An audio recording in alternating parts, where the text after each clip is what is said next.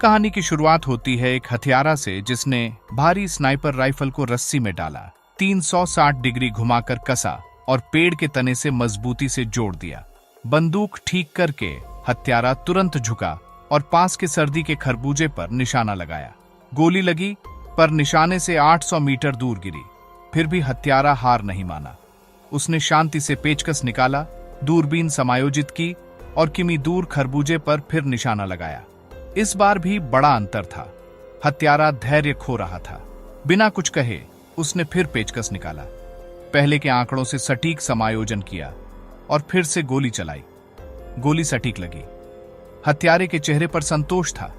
उसने सावधानी से एक विशेष गोली निकाली, राइफल की क्षमता जांचने के लिए। हत्यारा शक्ति से खुश था।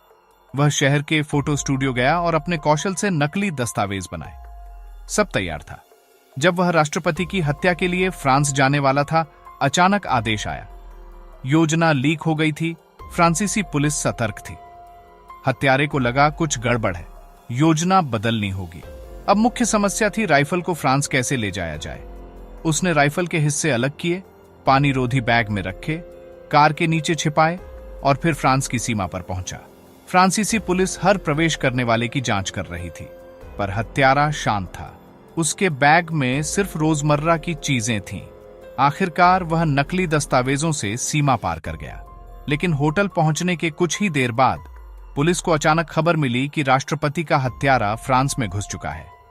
अधिकारियों ने तुरंत बड़ी संख्या में पुलिस बल भेजकर सभी संभावित होटलों की जांच शुरू कर दी।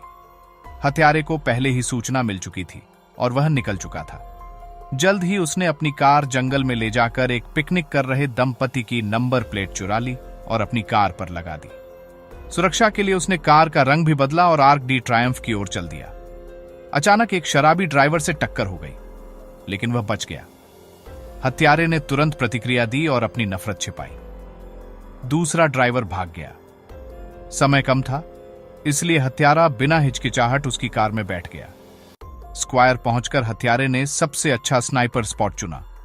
उसने कुछ पुराने बैज खरीदे, एक सादा सूट पहना और एक घायल बुजुर्ग सैनिक का रूप धारण किया।